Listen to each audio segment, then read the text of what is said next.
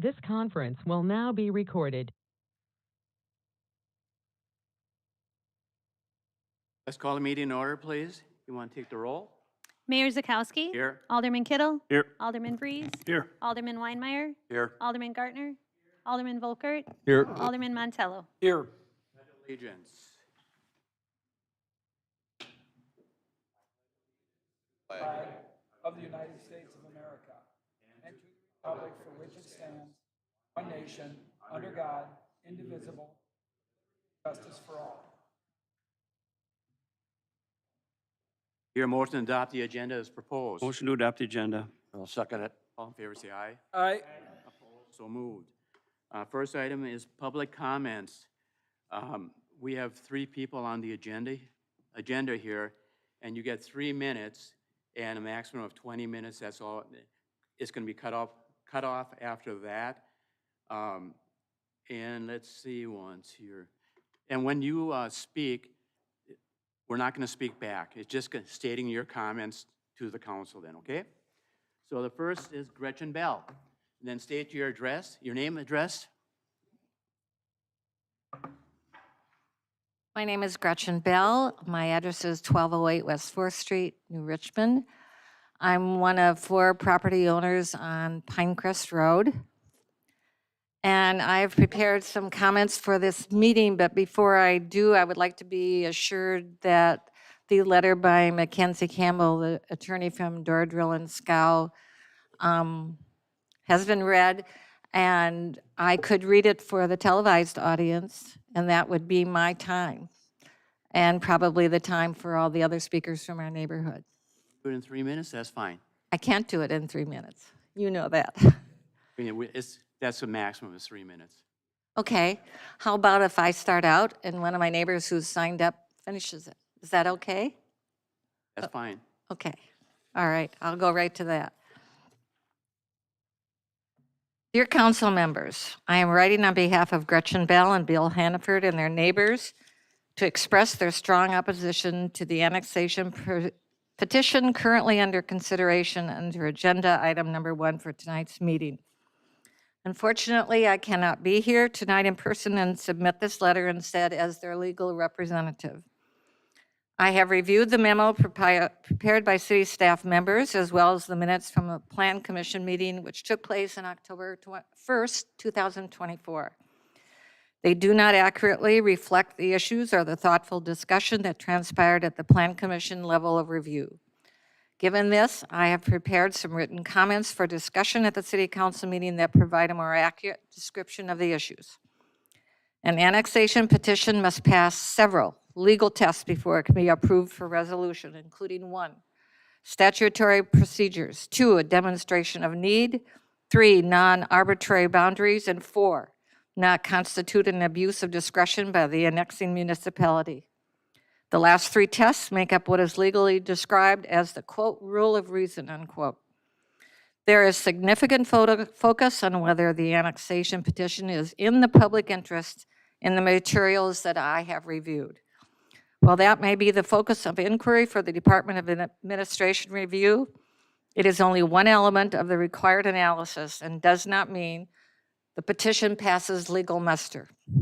The petition at issue was initiated under Wisconsin Statute 66.0217, parent 2 parent, annexation by unanimous approval. The review by the department is advisory only, but must be considered as part of the analysis. It is not the entire analysis and only considers 2 things. 1, whether the annexation is contiguous to the annexing city, and 2, if the annexation would expand the city or village's jurisdiction into a new county. It does not address the other legal tests the petition must pass before it can be approved. In this case, there are issues with both the statutory requirements and the rule of reason that requires denial of this petition. 1, deficiency in the petition. The annexation petition does not clearly articulate its purpose, a fundamental requirement for transparent and fair consideration under Statute 66.0217. Without a clear objective, it becomes difficult to assess the potential benefits and implications for our community. numerous conversations with my clients, their neighbors, and one of the owners of the business seeking to annex this parcel have revealed the business wants to change the nature and character of the neighborhood by creating smaller lots or placing multi-unit residential housing on the lot. Without a clear purpose for the annexation beyond the simple request for it, the petition is deficient. Number 2, lack of demonstrated municipal need, abuse of discretion. The petition Mayor, fails that's to... 3 minutes. Yeah, does the next person want to start with number 2? Sure. Do you have that, Chris? Okay. And Thank you. Chris, state your name and address, please. Chris Wheeler, 1204 West 4th Street, New Richmond, Wisconsin. Number 2, lack of demonstrated municipal need/abuse of discretion. The petition fails to provide evidence of a municipal need for this annexation. It is imperative to ensure such a significant change serves a genuine public interest. The absence of a demonstrated need raises doubts about whether this proposal genuinely benefits the city and its residents, or it serves other undisclosed financial interests of private individuals.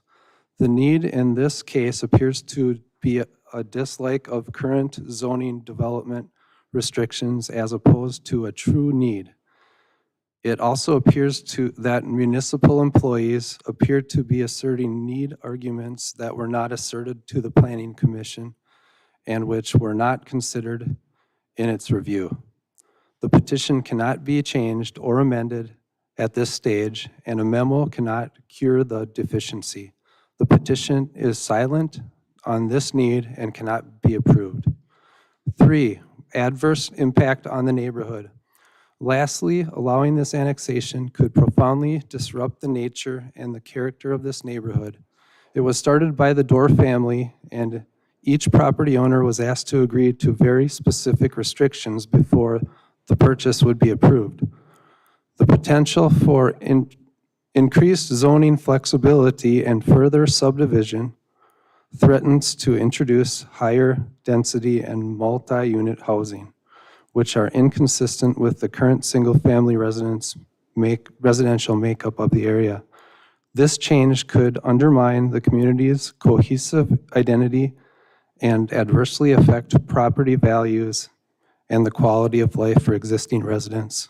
The historical context of the neighborhood, shaped by thoughtful planning and preservation of natural beauty, must be respected. Though it is not statutory consideration, the practical implication of further subdivision of this parcel should be considered. It is accessed through a private road, absent agreement of all other easement holders. One parcel owner cannot further subdivide or otherwise increase the burden of the easement. Similarly, the city does not have the authority to increase the burden on a private roadway easement. The Planning Commission recognized the missing elements from the petition and the practical concerns raised by such deficient requests. It is appropriately recommended denial of the petition in its current form due to the above noted deficiencies. They also appropriately recognize that the application for the building permit, which does not permit objection by neighbors, does not address any of the concerns raised by other impacted homeowners. In unchallenged petitions, these concerns may not have been the focus of the Excuse me, review, Mayor, we're at 3 but minutes. does not mean they can be ignored. I am surprised that the city openly admitted to taking small steps to encourage annexation. In such petitions, due to the consequences, if it is found to be real controlling influence as opposed to a private property owner, the petition should not be approved. Thank you for your attention and thoughtful consideration on this matter. Sincerely, Door Drill and Scow, Mackenzie Campbell. Darla Wheeler? Hello, and my name is Darla Wheeler, and I live at 1204 West 4th Street. Thank you for this opportunity as a residing taxpayer to voice my opposition to the petition for annexation of the parcel in question at this time. I, too, am a neighboring property owner. I oppose the annexation based on the zoning designation of the 1.24 acre parcel as Z2. I have started looking into an alternative option for the city comprehensive plan, which was last updated in 2018. Now, 6 years later, with information cited on the wisconsinhistory.org, the door development being over the 50-year benchmark, and identification with an individual who is important to the history or development of a community, state, or nation qualifies as an historic site or area. Therefore, with proper procedure taken, a rezoning request from Z2 to historic is promising. I propose the city, if not willing to say no to the annexation, at least table their decision upon further examination of the city's comprehensive plan for the area in question. Thank you for your time. That's the last person on the agenda. Now the consent agenda. Do we have a motion to approve? And I just want to say that we do have, let's see here, donation of $250 from Pamela Grover to the Richmond Fire and Rescue Department. Do I have a motion to approve the consent agenda? I'll make a motion to approve that. Second. All those in favor say aye. Aye. Opposed? So moved. First item is standby policies. Good evening, Mayor and City Council. Michelle, or Christy, there's a PowerPoint presentation on the P drive, if you could pull that up.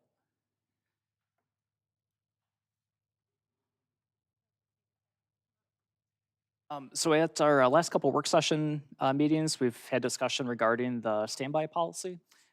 Since our last work session, council was invited if you had feedback, input to offer that. We've also since had meetings with city staff from those respective departments, and we would be prepared this evening to recommend approval of the final policies. The presentation for tonight, I just wanted to kind of walk through kind of a side-by-side comparison of what the current policy is versus what the proposed would be, just kind of high-level overview. In front of you, you do have the actual policy documents themselves, a red line version and a clean copy.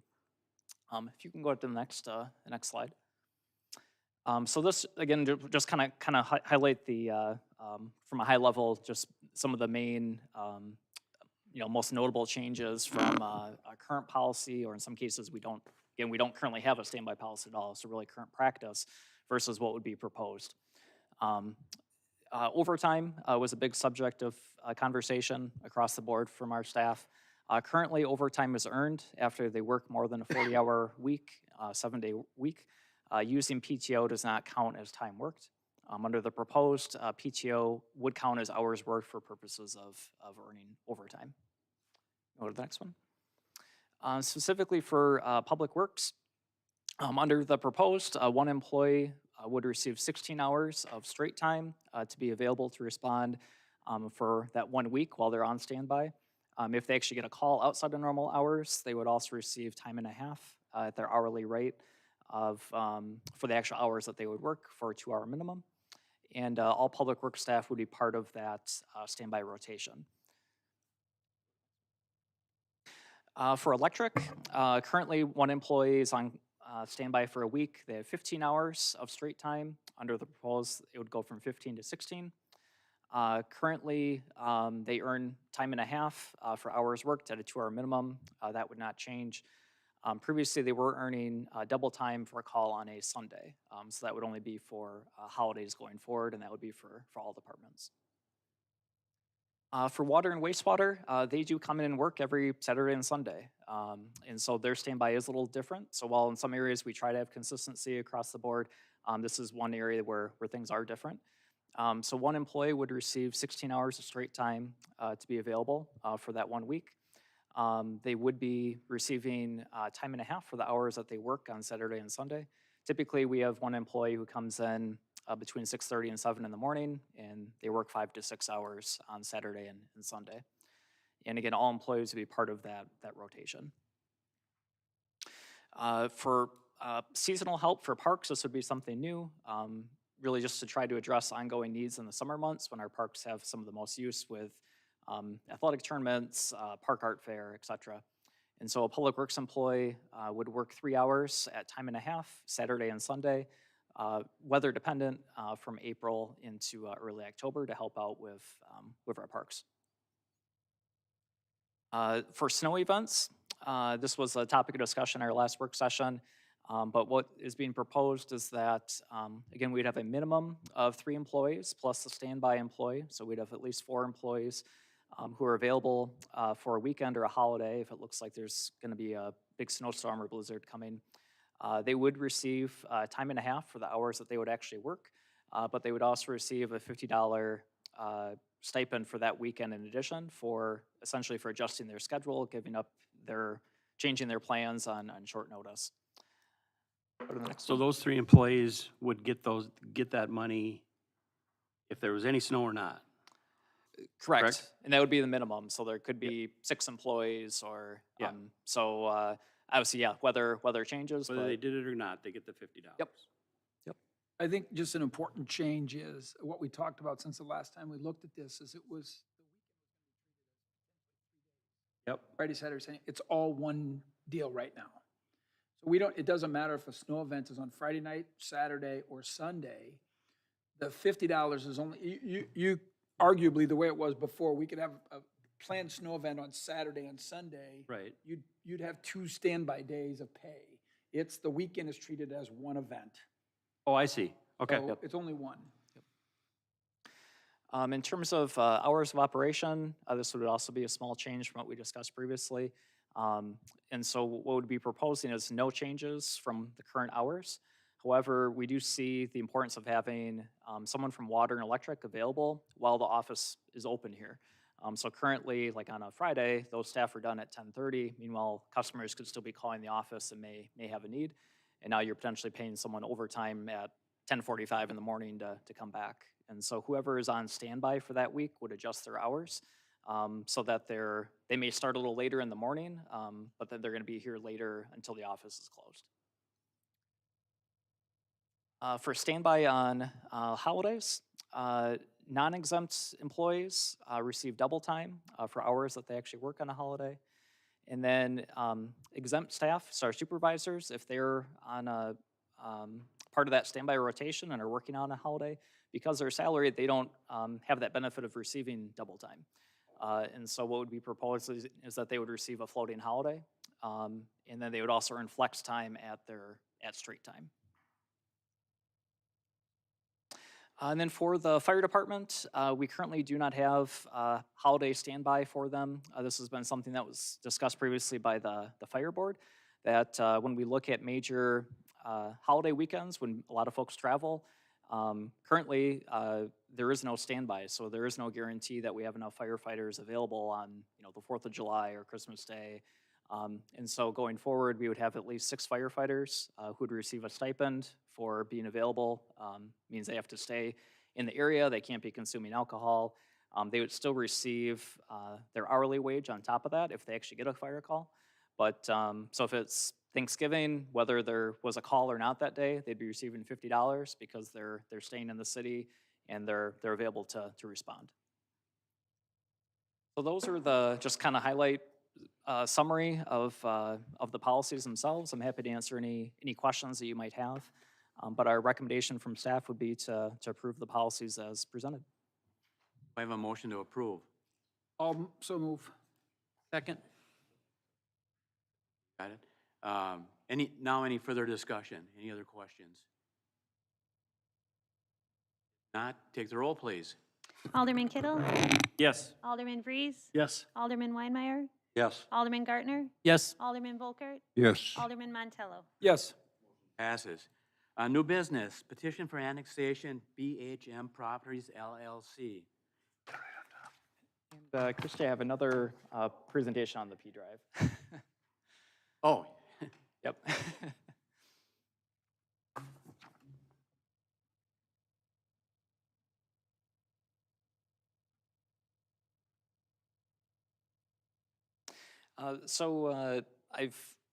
I've got a short PowerPoint presentation. I'll kind of walk through some background about the location, the annexation process, and then we'll get to the recommendations at the very end. If anyone has any questions along the way, or if you want to wait till the end, whatever the council is most comfortable with. But we'll jump into it if you want to go. So we have an application from BHM Properties LLC. The property that we are looking at is a 1.25 acre parcel. This is on the north side of West 4th Street, just north of the Westfields Hospital and Clinic. And this application is annexation by unanimous approval. This is the most common method when it comes to annexation. So this is the property owner asking to annex into the city. As part of that process, they don't have to obtain signatures. There are other annexation processes where you're getting a majority of the property owners and you might be seeking to annex an entire neighborhood. In this case, it's just this particular property. And this is most of the annexations that the council has seen in the past. This is just an aerial map showing the location. North is at the top of the screen. West 4th Street would be at the very bottom of that aerial photo. Go to the next. And there's a couple other ones. So again, this is looking north. You can see the private drive there off of West 4th Street, and the bike trail there between the road and the property. This is looking south. So again, Westfields Hospital right across the street there. You can see a small red star indicating the parcel. And this is just a street view from the property. In terms of the timeline, this property was put on the market in early May of this year. It was sold at the end of July. The annexation application was filed towards the end of August. As part of an annexation application, the city notifies the surrounding property owners. We notice that there's a public hearing in the newspaper, and then the state and the township are also notified. So the Wisconsin Department of Administration reviews this annexation. They provided their opinion on September 23rd.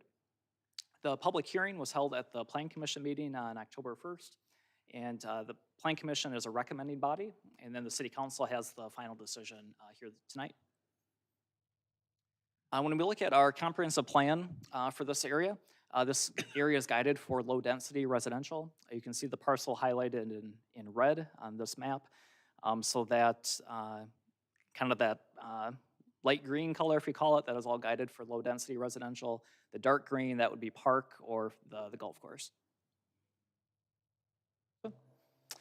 When we look at other goals and priorities outlined in the comprehensive plan, it talks about the prioritization of infill development opportunities, such as the site, the development of property in a contiguous and efficient manner, as well as encouraging and supporting annexation of properties when they're surrounded by the city and to which municipal services can be provided.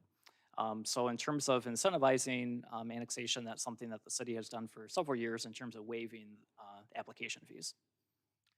The proposed zoning is Z2 suburban. You can see again that parcel highlighted in red.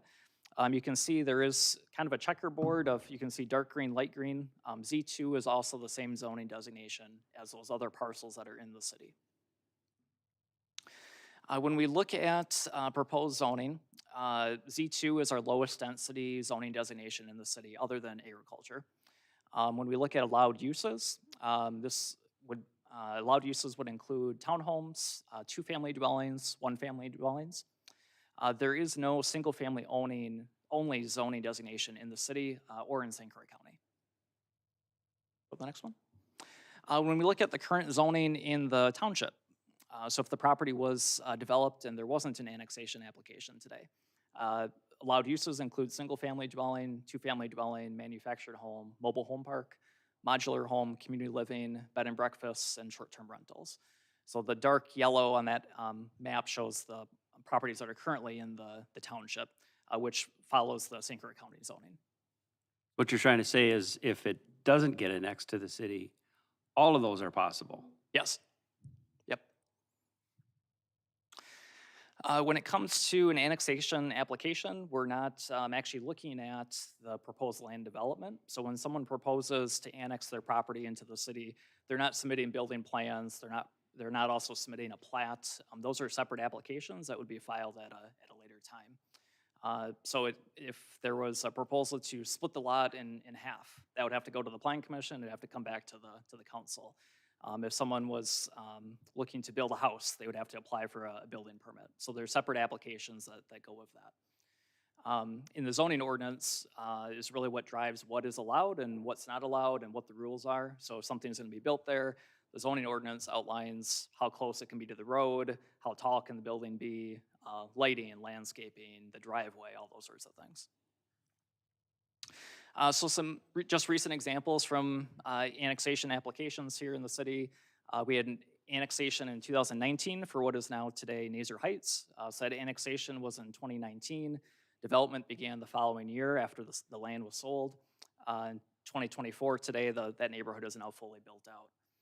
Francis Fields annexation occurred in 2022. The council didn't actually see a plat for 2 more years. But again, when the property is annexed, that zoning designation is assigned at that time. The Pedersen property was annexed in 2021. That land use hasn't changed. That land is still available for sale. Again, that's on more on the north end of town off of State 64. And then the former Genio turkey farms, those were annexed in 2022. We've seen the first phase of development, but that was an annexation of over 200 acres.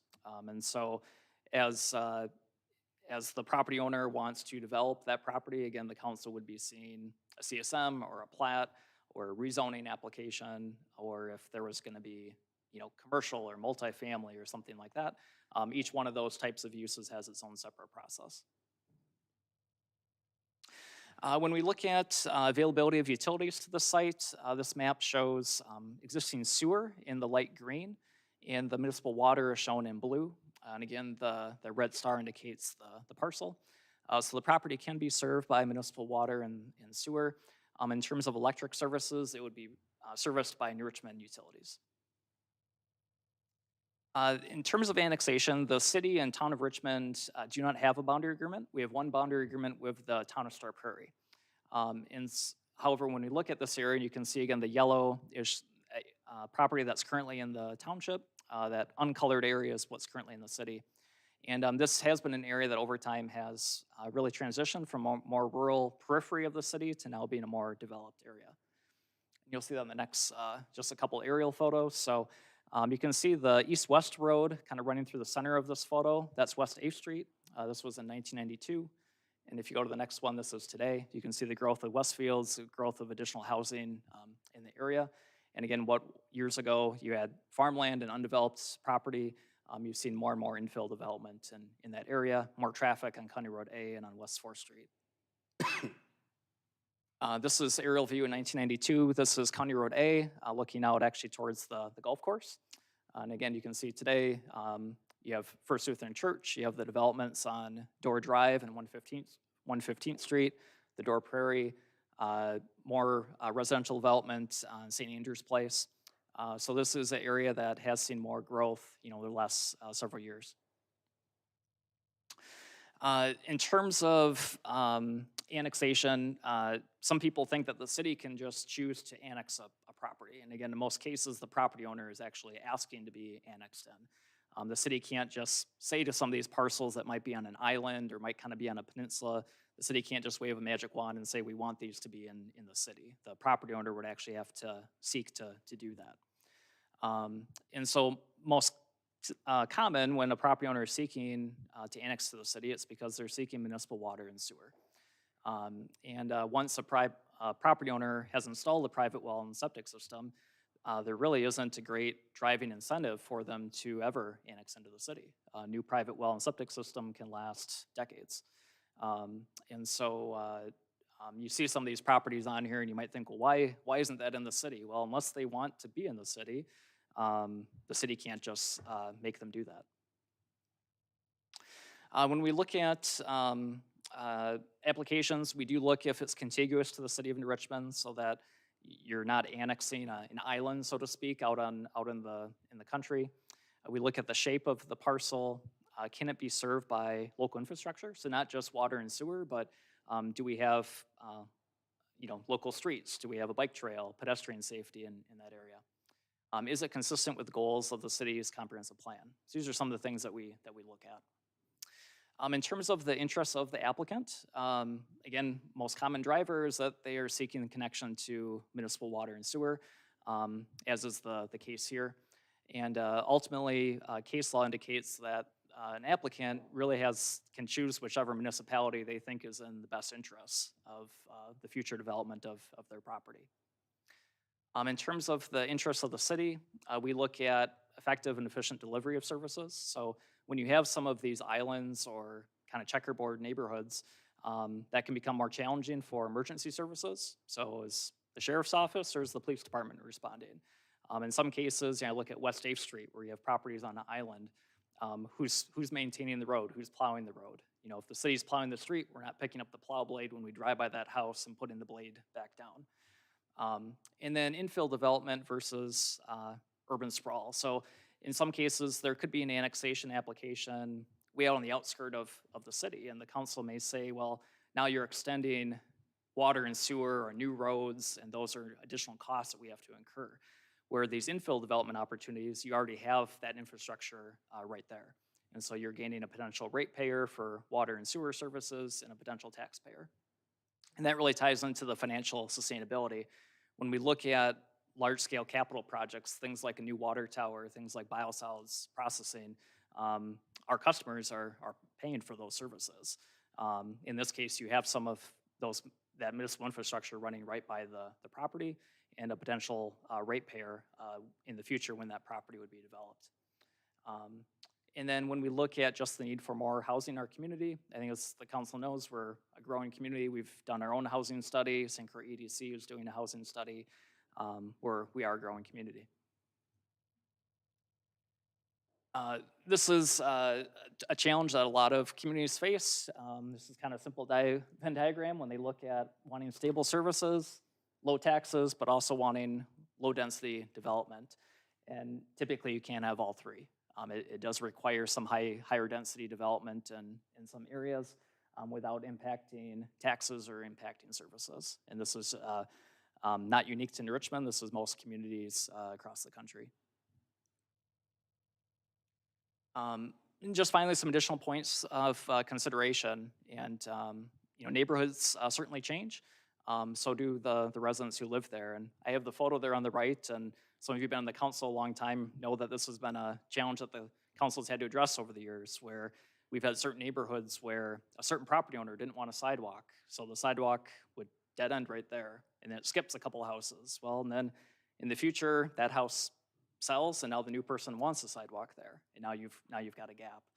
And so one of the challenges for the council is really to balance those, trying to make those objective decisions while also listening to the concerns of the neighborhood and looking at not just what's the best interest today of the current residents, but looking 20, 30, 40 years from now. When it comes to an annexation application, if that application is approved, that property will be in the city most likely forever. I don't know that in the time I've been here that we've had someone apply to detach from the city to go back into the township. At the same time, as we talked about, if the property is developed, has a private well and septic system, the likelihood that this property ever comes into the city of New Richmond for the next several decades is also very rare. In terms of recommendations, as was mentioned earlier, the Wisconsin Department of Administration reviewed, and they opinioned that the proposed annexation is in the public interest. The recommendation from staff is to approve the application. This was heard at the Planning Commission. Their recommendation was to deny the application. That was on a 4-2 vote, and again, that was after the public hearing on October 1st. So those were the recommendations, again, from the Planning Commission, from staff, and then from the state. So that's the information I've prepared for tonight. I hope it's helpful for the council and gives you some additional background information. I'm happy to answer any questions that any of you might have. Some questions with the information we received regarding driveway easement, driveways coming off as Highway 64, and how all that would work. And then secondly, the discussion about the historical significance of this. How does that play into this decision, and how would that play into a building permit later on, and how does all that gonna work? Yeah, so I'll comment on both. In terms of future driveway, ultimately it depends if it's in the city or the township. Typically, there would be a driveway permit that would be sought either from the county highway commissioner, or in this case, they'd be looking at the conditions of the driveway easement from an access standpoint. If the property is if the annexation was approved and it's in the city, if there was a proposed development, the driveway would be reviewed by the city. There can be additional driveways on West 4th Street. In terms of the driveway placement, driveway width, is it asphalt, is it concrete, is it class 5? Those are all things that would be reviewed at that time. And then in regards to the historical significance, some of you have been on the council a number of years, actually recall that about 5 years ago, we actually had a consultant, Legacy Architecture, who did what's called an intensive survey of historic properties. So they actually spent a week in Richmond and looked at all the properties in the community in terms of what could be on the historic district, on the state or national register, either as a new district or as individual properties. The homes in this area and the parcels in this area did not qualify to be on neither the state nor the national register. We did since add 2 new districts, one in our downtown and one over in East 2nd Street area. And actually the golf course clubhouse itself is eligible, but the properties in this area are not, nor is the undeveloped parcels. So again, they looked citywide, even things like at the Heritage Center, at the Oaks Ruins. Again, our oldest structure actually doesn't qualify to be on the National Register. It dates back to the 1850s. And so that's a reputable group. So just because the parcel is of a certain age or associated with a certain individual doesn't necessarily guarantee that it would be eligible. And those are, again, from a consultant that was hired through the Wisconsin Historical Society and does that for a living. I have a question, Noah. If the city were to deny this application, could we possibly open ourselves up to litigation for denying this? So, if the council wanted to deny the application today, I think you would want to articulate the reasons for why it wouldn't be in the best interest of the city to do so. Because otherwise, in let's say the property was sold in the future, and then someone else comes and applies and wants to do the same thing, and then the council approves it in that case, then it becomes, well, did you like the applicant or not like the applicant, or are you really being objective in your decision making? So, so the council could choose to approve or deny it, but I think in both cases you'd want to be able to demonstrate what the rationale was. So I hope the presentation I went through gives some of the background on that in terms of our staff recommendation. But again, the council can make either decision tonight as you'd like. You know if the council has denied any other annexations in the last, well, not in the last 3.5 years I've been on the council, but So the past? I've been here 9.5 years. I can't recall any that we've denied. Not to say that there wasn't something that was denied prior to my time here, but typically we get a handful of these every single year, and most cases they're approved. Look at this letter.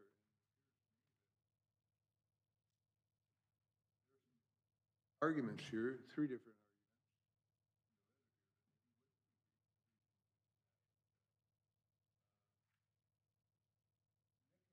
opportunity at all to talk with Attorney Campbell? I have not talked with her, but I have reviewed this letter. And as you look at the 3 primary arguments that have been made, the first identified as a deficiency in the petition. That's not an argument in this case because the petition is a petition of the only owner of the property. And the petition does contain the purpose statement, which is petition for annexation. What the statute gets to on this point is when you're circulating a petition to the other electors within a territory, you have to tell them what you're asking them to sign off on. So it has to say petition for annexation, or there has to be some statement that you are seeking to annex property from a town to a city that's not an issue here based on the petition that has been filed. The second goes to this rule of reason. And the claim is that there's been a lack of demonstrated municipal need or some sort of an abuse of discretion. First of all, cities are presumed to have not abused their discretion when they adopt or approve an annexation ordinance. The burden is on the objecting party to show that the city has abused its direction, its discretion and its authority. The city has a reasonable expectation of, taking care of land, bringing land into the city, not having checkerboarded areas, being able to provide services both in terms of utilities or in terms of snow plowing or, public safety or whatnot. NOAA has articulated a number of those reasons that would support bringing this property into the city. Whether you agree or whether you don't agree, the city has justification for annexing the property into the city, certainly would not be abusing its discretion in this case. Additionally, the city can also consider a property owner's right to develop his or her own property. And they have an interest in developing their property. There's much made in this letter about zoning. From my perspective, this isn't really a zoning issue. It's a question of whether you can comply with the law in bringing this property in from the town. And NOAA has laid out the reasons that it would be in the city's interest to have this property in the city and to serve it with public utilities and public services. And then the third is sort of this policy argument, overarching policy argument that the annexation would have an adverse impact on the neighborhood.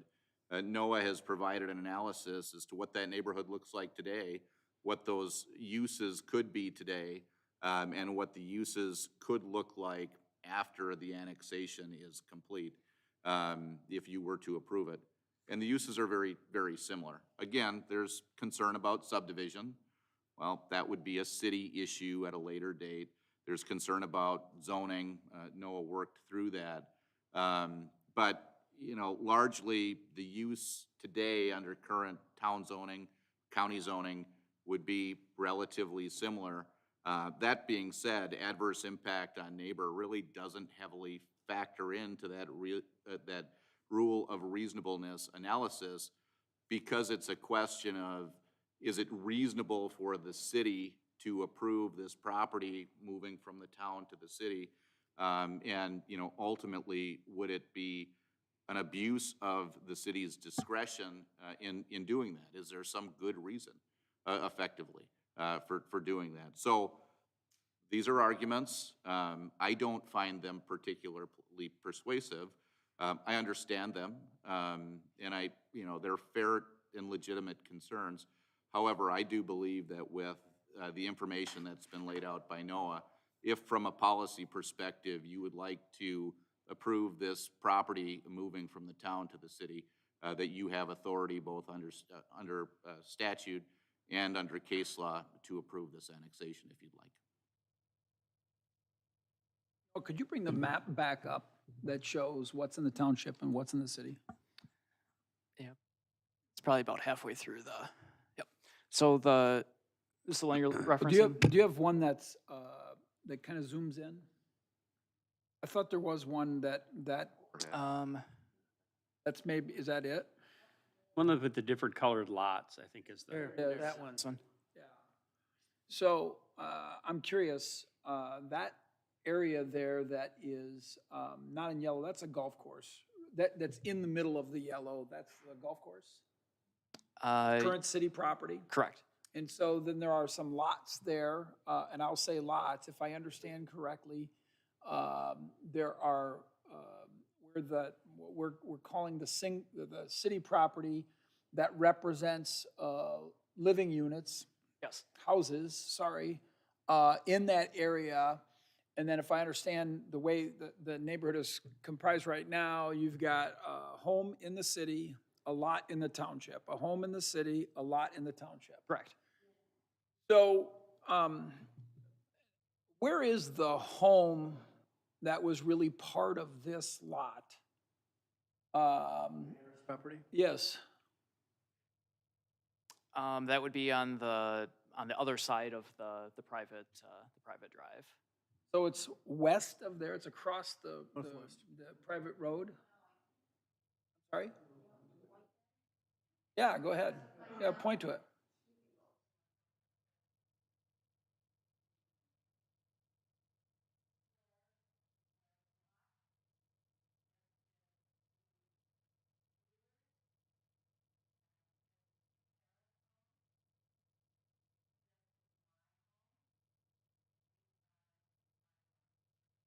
So All four properties are in the New Richmond, all four homes are in the city of New Richmond?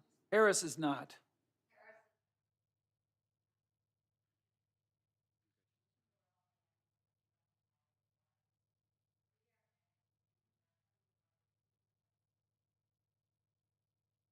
And the Harris lot would have been the seller of this. Well, it's interesting to me, and I mean this quite respectfully to those of you who live out there. If Mr. Meyer had bought this property, and when asked what he was planning to do with it, he wouldn't have answered you, is it fair that none of you would be here tonight? Or if he told you he was going to build a single-family home, like you live in, would any of you be here tonight? So I'm going to give him high marks for honesty. He didn't need to do that. I think Brian demonstrates good business acumen, but there are in some, when we look at him telling you what he's intending to do, and I'm going to tell you, I don't have this hard understanding of it. Julie, you and I have had some conversations about it. But he told you all what he was planning to do. The thing that's hard here is that this body, when annexation comes up, it's not unusual that people will say to us, I don't want that property to be annexed because, and I'll give you an example out there on Powers Corner, when Overing Homes bought. Folks came here and they said, we like looking at the deer and the pheasants. Like we're supposed to say to somebody, you can't develop your property because your neighbor likes looking what's on there. The applicant has the ability to do things with this property if it's left in the township. The city has a very strong interest in annexing property that is contiguous. And I will tell you, when I was on the council over 30 years ago, there's some property that's maybe the worst example of where the city skipped over. And I know you might say to me, well, you're not skipping over, but we have an opportunity to annex. I think the city has a very strong interest as long as what's being proposed meets our zoning, quite frankly, and I get how all of you feel. But there's not a overarching reason to say no. And I commend you, Mr. Meyer, for being honest, because that's not the way people normally are if they think folks are going to get upset or not like what they're doing. But the ability, as I understand it, you can't subdivide if you're in the township. But I think if Mr. Meyer left it in the township and put a mobile home park there, you probably wouldn't be happy. Fair enough? And I'm not trying to be smart. I'm looking at the list. There are things that could happen to that property in the township that none of you would be happy with. I'm just reading it right there, Gretchen. And I say that to you respectfully.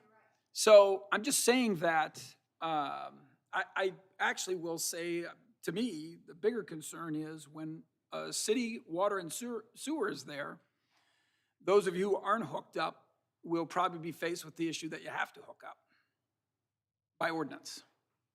I didn't understand. There's city sewer there right now? Or is it across the road? You have city sewer, but not city water. All of you? You have city sewer? And I Gretchen? thought there was a restriction on You that. have city sewer? Doesn't have either.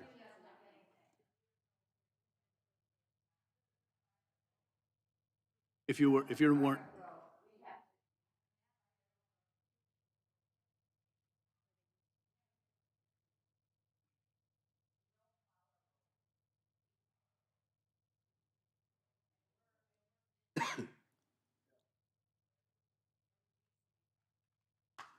I think that's another issue that probably needs to be looked at, which is different than what we're talking about here tonight, though. But I totally agree that that issue needs to be looked at.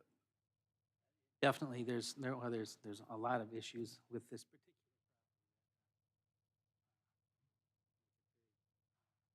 Difficult to decide what to do. Well, I guess my opinion is based on the legal opinion that we certainly are within our rights to annex it.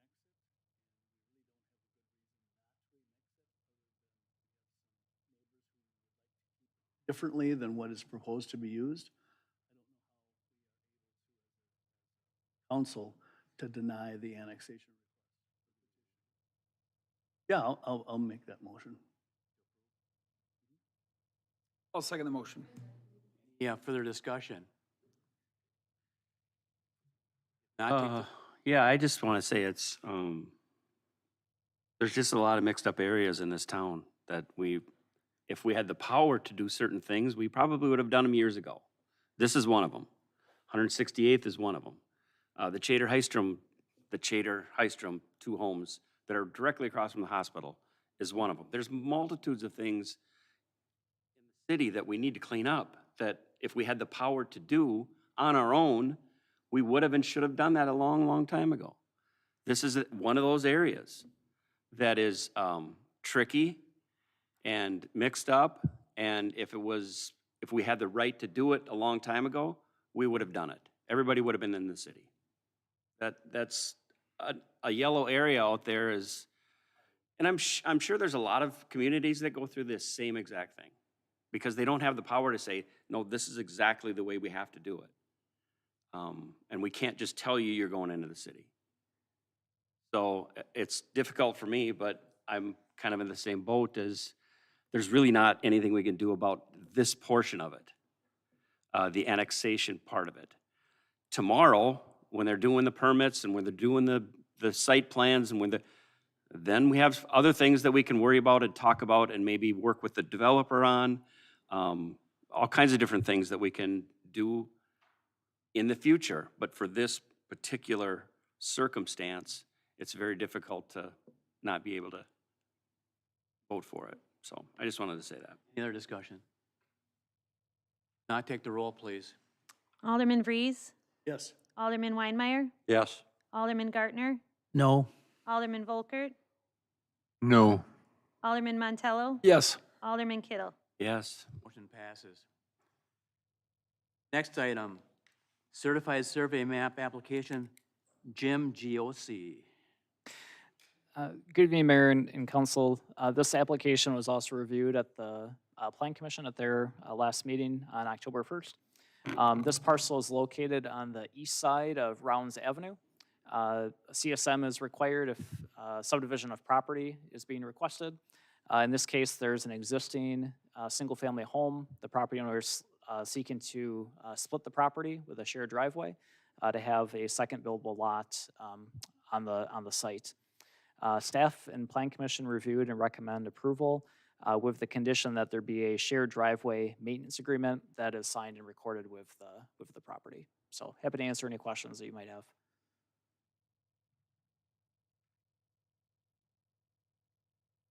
Your motion to approve with one condition, a shared driveway maintenance agreement. Actually, if it's okay, I do have a question. Why don't you just, let's get a motion then, yes. I'll make a motion to approve. Second. Okay, now, questions?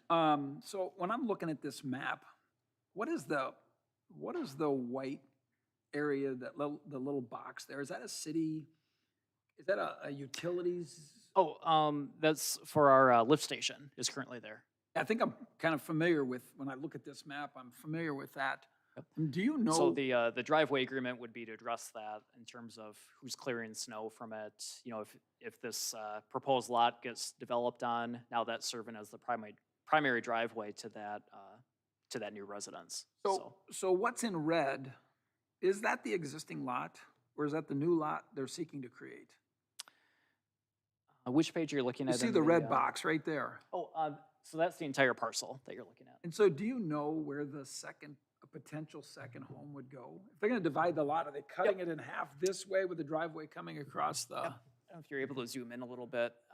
You can see under what is called Lot 4 on and this would be the fourth page in the memo in your packet. Shows a concept where it says proposed dwelling, proposed driveway. And then Lot 3 is the existing house. So really, the idea is to put the driveway along the edge of the property so you can get to the back. Yeah, so the driveway would extend off Rounds Avenue, really along the north property line, in between basically to the north of the existing house. And then and obviously they'd have to apply for a building permit for the house, but they're showing just conceptually where that would be located, kind of in the middle of Lot 4. And just out of curiosity, the easement that is there, was the city issued an easement to? Yes, the easement's already recorded both for access and for maintenance purposes. Okay, so right now, we plow snow there in the wintertime to be able to get to the lift station. Well, yep. Are we gonna be plowing somebody's driveway? No, we won't be, as part of with it being a shared driveway. Okay, so what we were cleaning before, we won't be, and it will be the property owner's requirement to clear that for us. Correct. Right, because, we may not be needing to access that on a daily basis, right? Right. We're focused on our streets, not a driveway to a lift station. And do you feel that there's a strong enough understanding that they're not pushing snow to the back up against the lift station? Yeah, and that'll all be addressed in the maintenance agreement. Yep. Is there an asphalt driveway there now, or is it just gravel? It's asphalt currently, up to the. To the li- Yep, you can kind of see it labeled there. I'm trying to figure it the out. It says CSM. asphalt driveway, and then it says easement area. Yep. So the asphalt driveway just goes as far as the easement area. We put that in, didn't we? The city? Yeah. The city put that in so they could service that lift Yeah. station. I know where it is. This is and right I- across, right around the corner from where you live. Yeah, oh yeah, I know exactly, and I was just trying to remember how it went back there, and, I mean, but if we need to get in there, we can go in there anytime we have to. Correct, I mean, yep. Yeah, that wouldn't be changing as part of the CSM, so. Greg, just to clarify your comment, though, the easement area is the entirety of the asphalt driveway. It is the whole way there, yeah. Correct. Any other questions? Take the roll, please. Alderman Weinmeier, Yes. Alderman Gartner, Yes. Alderman Volkert, Yes. Alderman Montello, Yes. Alderman Kittle, Yes. Alderman Breeze. Yes. Motion passes. Next item, ordinance number 615, zoning ordinance amendments. So this item was also reviewed by the Plan Commission at their October 1st meeting. There's several proposed edits. I wasn't intending to go through section by section just for the sake of time tonight, but the memo in your packet kind of gives just a high-level overview of what these all address. Some of these are really just changing definitions. This addresses the use of storage or shipping containers in a residential neighborhood if someone is moving. This also addresses landscaping standards when it comes to internal parking lot landscaping islands at the ends of parking rows. We also have some definitions for clarification purposes for indoor recreation and outdoor recreation. So when it comes to something like the sports center or the Enrichment Area Center, clarifying, is that indoor, is that outdoor, what kind of falls under that? And so I'm happy to answer any questions you have on anything specific. Again, I just wasn't going to go through each single one. In some cases, we're literally redlining or adding a sentence here or there. In some cases, it's adding a definition that might be missing currently from our ordinance, and so there may have been questions that have come up in the past. So again, you can see addition of definitions for shipping and storage containers, the addition of a definition for dumpster. We address, again, the landscaping standards, which I spoke about. The Historic Preservation Overlay District. This is just to clarify what actually needs to go to the Historic Preservation Commission and what is just reviewed by staff as part of a normal building permit. And so essentially, if something is just a general maintenance item or is a like-for-like replacement, it doesn't have to go to the Historic Preservation Commission. So, for example, if someone is just, doing some tuck pointing, for example, on their house, that's really just a general maintenance item. But if they're looking to tear off the chimney off of a house, well, that's a larger, more visible thing, that would have to go to the committee. So, again, happy to answer any questions that you might have, but the recommendation from staff and from the Plan Commission would be to approve the proposed edits. I'd like to ask you, I'm reading the part about shipping containers. Okay. And this is 12115 definitions, and it talks about, residential. I'm just skimming through this. I don't see anything particularly that covers in commercial application. Yeah, our focus at this time is just residential, but the commercial may be addressed in the future. There are some businesses that use ship containers on a regular basis. If you've ever been on the south side of Walmart, for example, where they do the online pickup, you've got containers there almost year round. But we thought focus first on residential neighborhoods. Somebody said, well, I'm gonna put a shipping container in my backyard and use it for a garage. And I'm just gonna put it in my back lawn, or someone has one out on the street and it sits there for 3 or 4 months. Currently we don't have anything in our ordinance that really talks about where they can be located or for what purpose. So those pods can be used, they just can't be there for more than 30 days. Right. Yep, the intention is, someone may rent one because they're moving, but moving. it shouldn't just become a third garage that Right. sits out on the street or sits in a driveway and never moves. So, And the dumpsters, can they sit on the road if it's, for less than 30 days? so if it's for, again, typically it's gonna be Yeah. because of a construction Right, project or right. something, yep, they can. Okay. Well, I will say this, I happen to know somebody who has a shipping container on their commercial property, so I'll be interested in that conversation. when Right. that happens. No. Yeah. Our focus was really the residential neighborhoods where it really doesn't feel like maybe again, not that they can't be used, but there should be a reasonable time. But there are businesses that have them on their property, and in some cases they've been used for years, so. Other questions? Mr. Mayor, I'll offer a motion that we approve ordinance 615 regarding the zoning ordinance amendments. Second? Roll, please. Alderman Gartner, Yes. Alderman Volkert, Yes. Alderman Montello, Yes. Alderman Kittle, Yes. Alderman Breeze. Yes. Alderman Weinmeier. Yes. Motion passes. Bid results for loader with hydraulic box plow. Good evening, Mayor and Council. Previously, staff had sought authorization and received authorization to bid out a loader this year rather than the grader that was originally in the CIP. It was felt that a loader would be a more versatile piece of equipment that could be used all year round, while a grader would only be used during the wintertime. So staff sought bids, received 4 different bids from equipment suppliers. We reviewed this with the Public Works Committee, and it was our recommendation to move forward with the low bidder, Miller, Bradford, and Reisberg, for the cost of $214,900, with a trade-in value of $22,500. We will seek to get the best value from the trade-in, so we'll try to put that out for auction and see if we can get a higher value. If that doesn't work, then we will go forward with the trade-in.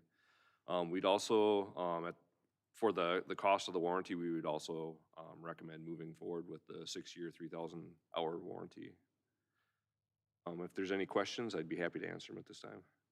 For information, how long does it take you to put 3,000 hours on a grader? Oh, that's years? a better question for Robin. Yeah. Yeah, I can't remember how, at the Public Works Committee, we knew how many, he knew how many hours were on the grader. And yeah, I think it would take quite a while. But that's just used during the winter time, where this loader would hopefully be used More. Yeah. during the summer and, Yep. Greg, 6 years, because it says 6 years. No, that's the extended Yeah, we'll time it warranty. I was perfectly. Mr. Mayor, I'll offer a motion that we approve accepting the low bid from Miller, Bradford, and Risberg in the amount of $214,900, along with the 6-year, 3,000-hour warranty in the amount of $3387, with the expectation that staff will work to get the best trade and value. Second. Their discussion? I just want to, Oh, go ahead, Mike. I just want to throw this out. Certainly would be worth a call to McCoy Construction and Forestry. They were offering the city $35,000 for that piece of equipment. I don't know about commercial equipment. I know in the automobile business, it's not uncommon for dealers to offer customers a trade-in value that they would write a check for. So maybe there's a number that they want to buy it for, just something to check into. How long is the grader? I mean, how long? I didn't ask that, Pete. How long is the grader? 40 feet? You're quizzing me on things that I don't know off Are the you, top of my head. are you 35? asking about the current one or the new one? I'm asking, aren't you saving a lot of time with the grader as opposed to the, Oh, the actual, the width? yeah? Yeah, there's probably a little bit of savings, however, it's not as maneuverable. You know, Saving a few mailboxes. what's that? Oh. Yeah, so like doing cul-de-sacs and alleys and, So are you parking going, lots. what I'm and- saying is wouldn't you be going down a road 3 times or 4 times instead of once or twice? Or Yeah. and twice for so- sure. So those areas would be a plow truck now where this loader would hit other areas like parking lots, Okay. alleys, that sort of thing. So But the they'd grader- be switched out. It wouldn't necessarily, the loader wouldn't necessarily cover all the areas that the grader currently covers. I was just thinking a grader would cover a lot more area at one time. Yeah, there's, and this does come with a plow blade, the loader does. Oh, a shovel plow, a straight plow. Yeah, a plow blade, yeah, yep, But it wouldn't be as long as a grader. right. I mean, wide, I should say. Okay. Mike, do you have something? No, I'm good. Okay. Take the motion, please. I mean, take the roll. I got the motion. Alderman Volkert. Yes. Alderman Montello. Yes. Alderman Kittle. Yes. Alderman Freeze. Yes. Alderman Weinmeier. Yes. Alderman Gardner. Yes. Motion passes. Next item, bid results, contracted underground construction. This item may look familiar because you saw it actually in September. We actually had bids previously for underground construction work. You can see in the memo, at that time, there were bids received from 5 companies. There's one bid that you'll see was considerably less than the others at $54,000, and the second highest bid was $96,000.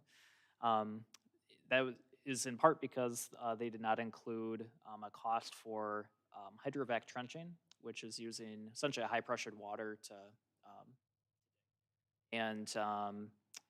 the council had approved the low bid with a cap of $15,000 for those hydrovac trenching costs. In negotiations with the low bidder, they did not want to agree with any restrictions in terms of how much hydrovac trenching work they could do, which then really means that you have an open-ended contract in terms of, is it going to be $20,000, $30,000? And so the Utility Commission discussed this at their most recent meeting, and our recommendation would be to award the project to our next highest bidder, which would be TD&I, and that would be in the amount of $96,205, which is very close to what we had initially estimated the work was going to cost. We were a little surprised, I would say, when we saw the initial low bid, but again, there was some reasoning for costs not really being fully included in that amount. So that'd be the recommendation from staff and the commission, and happy to answer any questions that you might have. I have one for you. So we approved awarding the Q3, the bid at the September meeting with a cap of $15,000 in hydrovac trenching costs. So in theory, we approved spending $69,000, give or take. Correct. The next bid's $96,000. There's still almost 30 grand there. I get how hard this is because we asked for bids, we got them back, theirs didn't meet the bid. I get the problem with that. And I'm reading this and I'm thinking to myself, so Q3, in theory, could have said, for $35,000, we'll cover hydrovacking. And they chose not to do that. Because I'm just wondering about this with a cap of $15,000 on hydrovac trench costs, when the reality is we're taking the Q3 bid, if you just look at the math, and we're gonna spend $42,000 for hydrovacing. I'm missing Well- something. That's an estimate, though.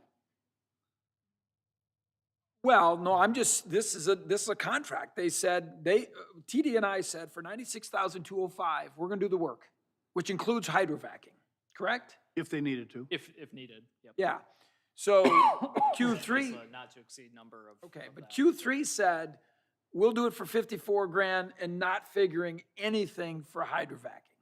No, they didn't give us a price on hydrovac. That was the open-ended part of the contract. In other words, they might have spent another $100,000 on hydrovac. Well, they said it's $15,000 max, though. No, we said did that. $15,000 max. We put that cap on it. Put the cap They on didn't last have meeting. one, so then we talked about it, and then we Not said, well, them.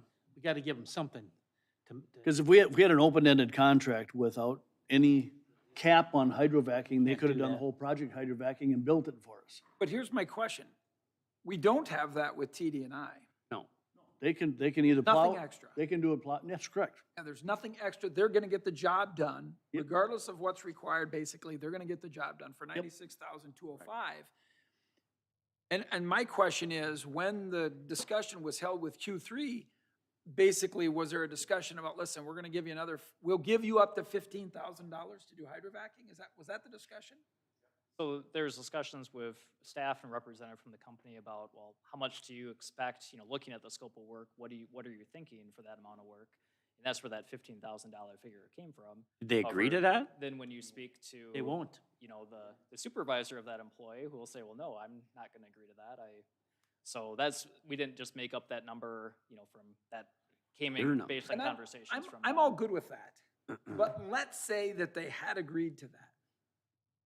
Their bid would have been $69,000, give or take. Correct. Okay? It's still, help me out here, $27,000 cheaper than the next lowest bid. So I understand they're saying we're not gonna do it for 69. Correct. Would they have done it for 80? What they've indicated is they will not agree to a cap at all when it comes to So the. when they bid this, they knew that it was an open-ended deal.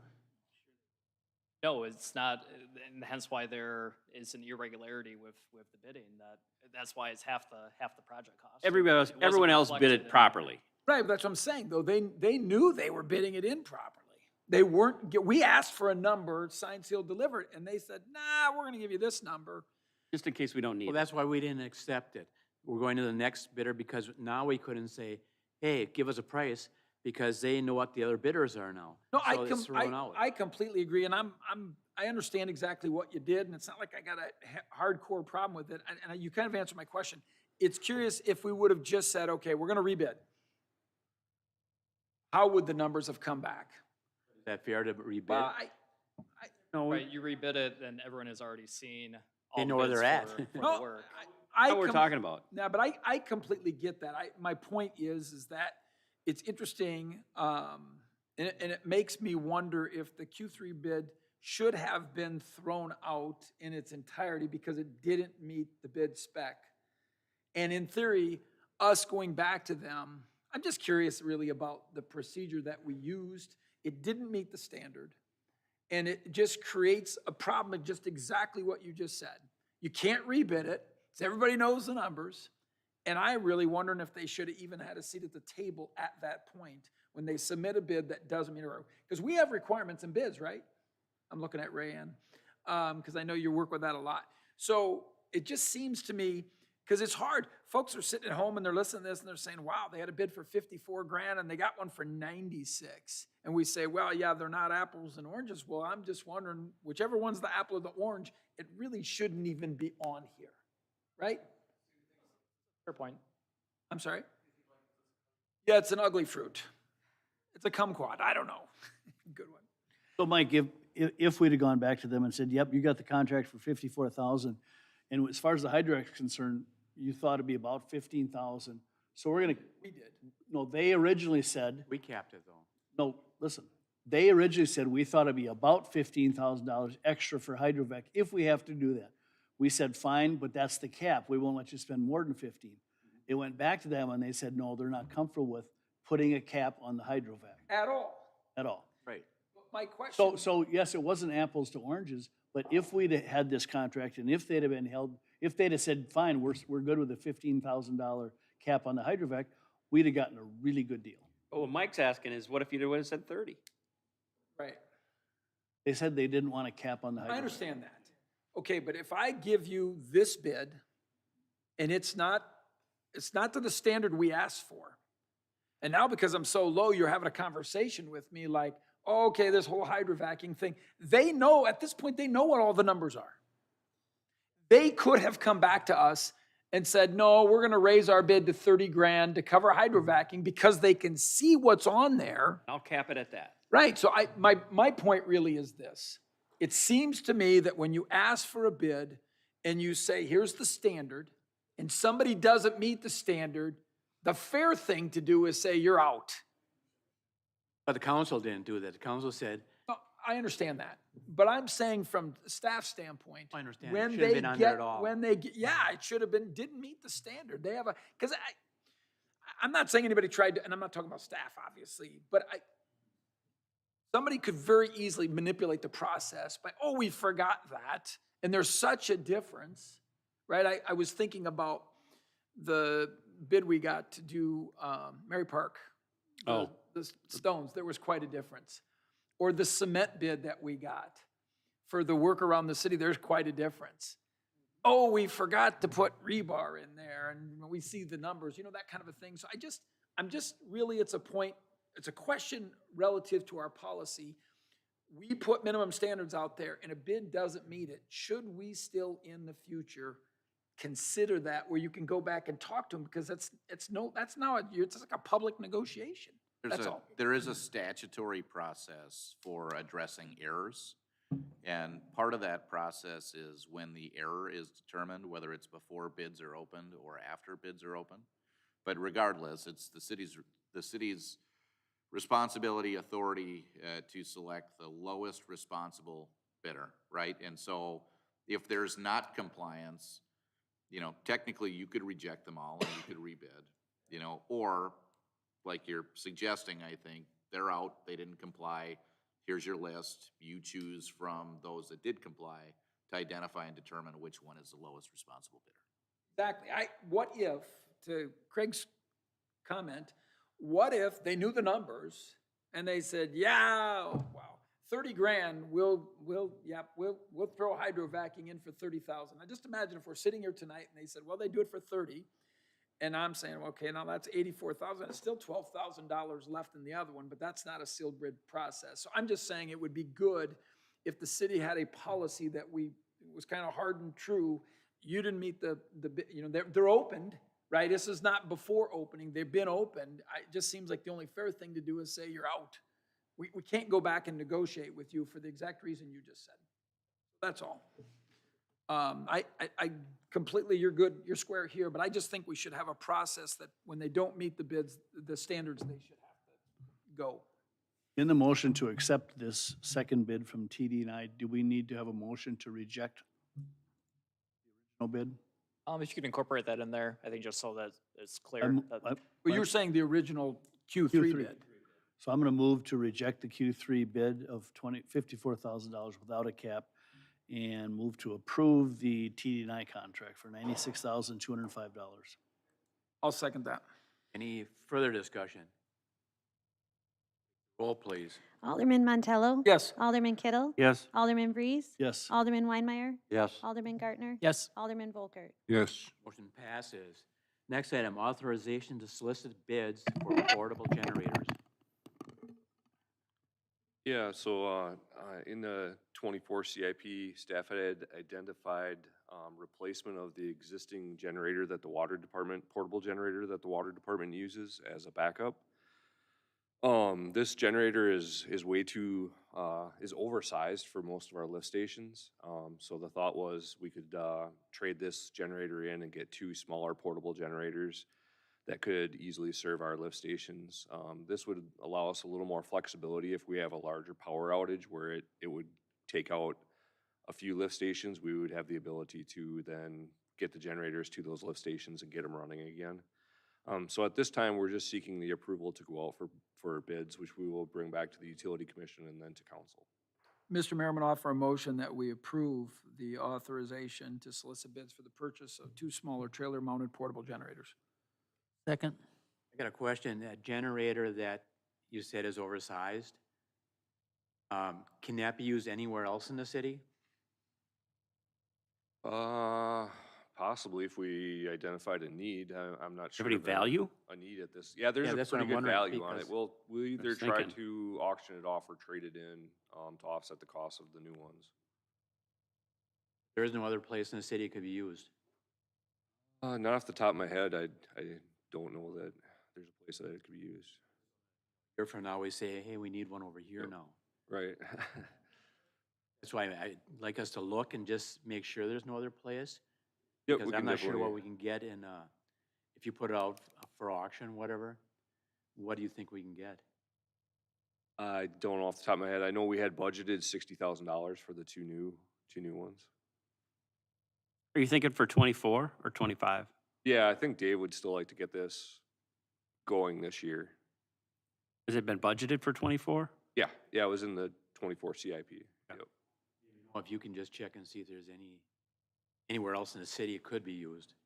So, before we would declare anything surplus or anything, we would see if there's any other. Okay. You raise a good point, Mayor, about, we don't want to then come back and say in 2026, we need one, this is Got actually to spend size. $80,000 for that one we just sold. But it seems like an easy way to answer that question is, has it been used for anything else other than lift stations?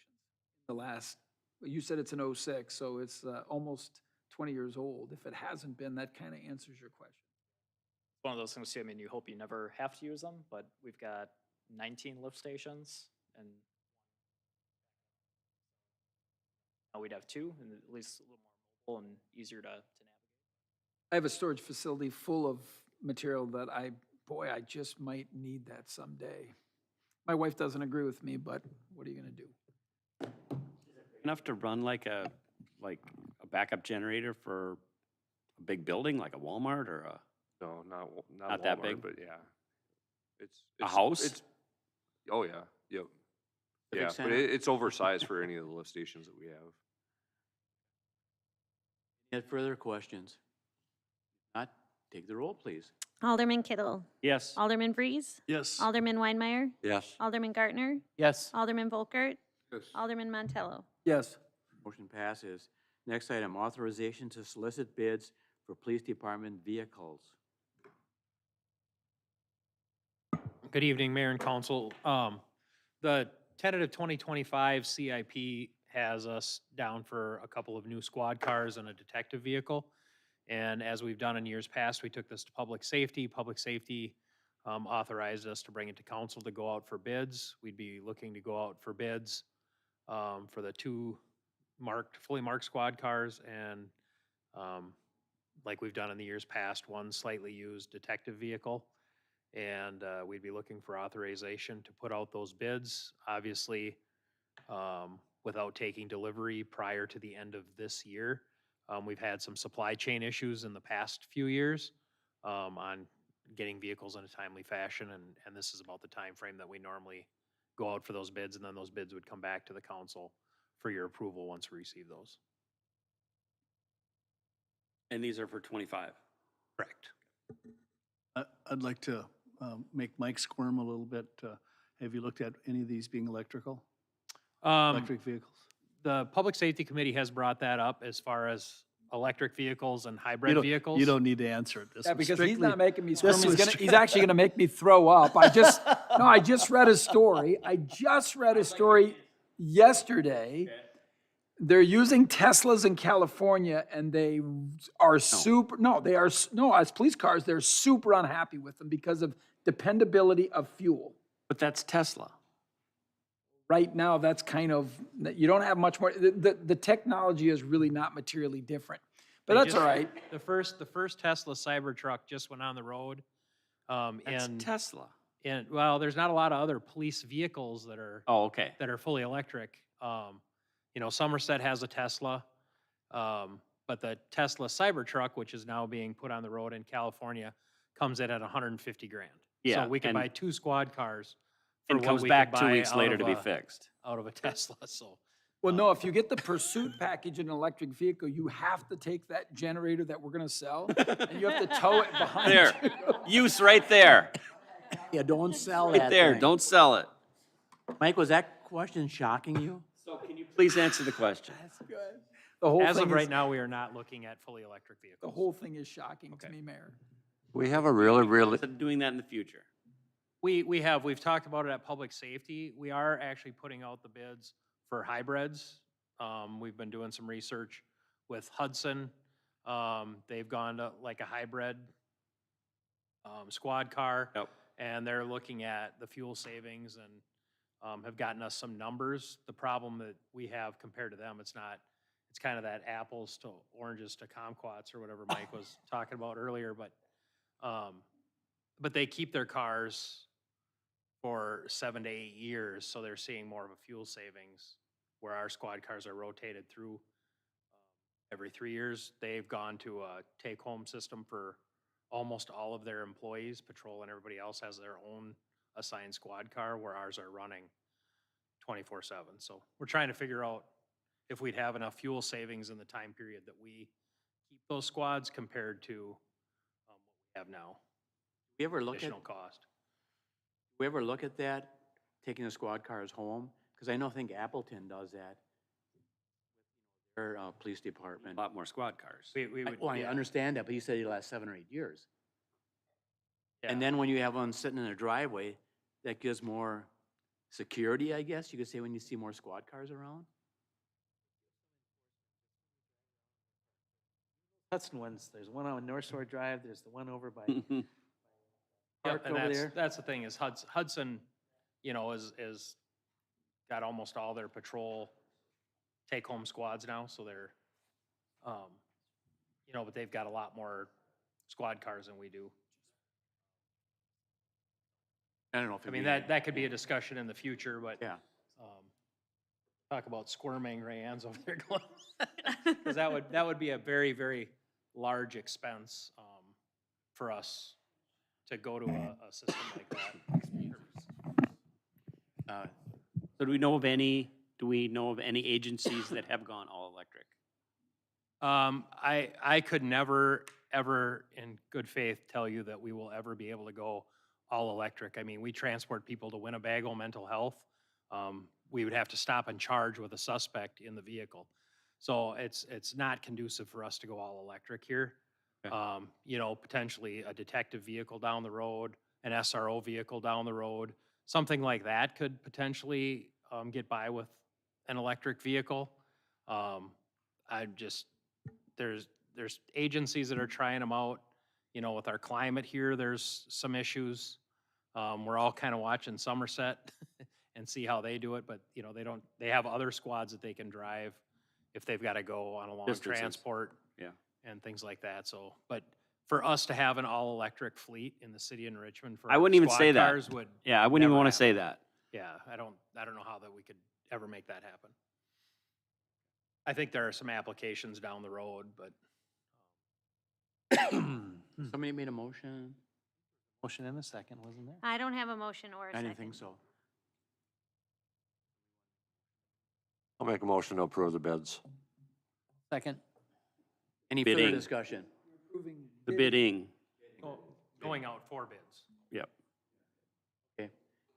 Take the roll, please. Alderman Vries, Yes. Alderman Weinmeier, Yes. Alderman Gartner. Yes. Alderman Volkert, Yes. Alderman Montello, Abstain. Alderman Kittle. Yes. Passes. Next item, removal of structures located at 2032 County Road, CC, County Highway. So this potential project was discussed earlier this year as part of our 2025 capital improvement plan. This is in regards to city-owned property near the airport. This would be to the north of the Soar Farm. There's an existing single-family home that's been vacant for several years. There's also a barn and some outbuildings. The barn and roof itself has been caving in the last few years. And before the house could be removed, we would have to find out what the asbestos abatement costs would be. And then and it would be a potential training opportunity for the fire department, but the asbestos would have to be addressed prior. And in terms of the barn, we would also want to get numbers to see And it could be for someone just to raise and, haul everything away. There could be someone who's interested in the barn wood itself and maybe thinks that there's some value there. But this is a project that we'd really like to, before we get a lot of snow on the ground this winter, get some proposals. And that way, if people need to actually walk out there and if they want to take photos or see the site, it's a little easier for them to do that. Otherwise, probably the next time they'd be able to get out there would be April or May, depending on what kind of weather we have. So at this point, we would just be seeking authorization to get quotes for the asbestos abatement and then seeking proposals for the removal of the barn and the silo, the outbuildings there. And be able to bring those back to you and really from there decide, is it something we want to do in 2025? Is it something that you do, the house in 25 and do the barn at a later date? Would the fire department have any interest in the barn, or would they only be interested in the house for training purposes? So really just trying to get more information to be able to bring back to you in the next couple of months to make a more informed decision. I'll make a motion to authorize city staff to proceed as outlined above. I'll second it. Further discussion? Alderman Weinmeier, Yes. Alderman Gartner, Yes. Alderman Volkert, Yes. Alderman Montello, Yes. Alderman Kittle, Yes. Alderman Breeze. Yes. Motion passes. Any communication or miscellaneous? I just want to ask a question I brought up earlier about the columns being built.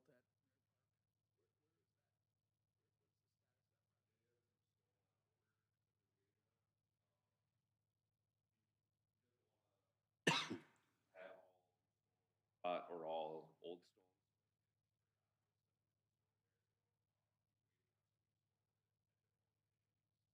Planning on finishing it up soon, hopefully. So we approved that. Initially, it was just to do the one column, and because of the way the money was and the insurance money, both of them. I saw a picture, I thought a little bit ago, that showed both columns standing. Had the one column been torn down and rebuilt? It's actually got to come down, what's there, and then built from the, and he's confident that he's going to get that?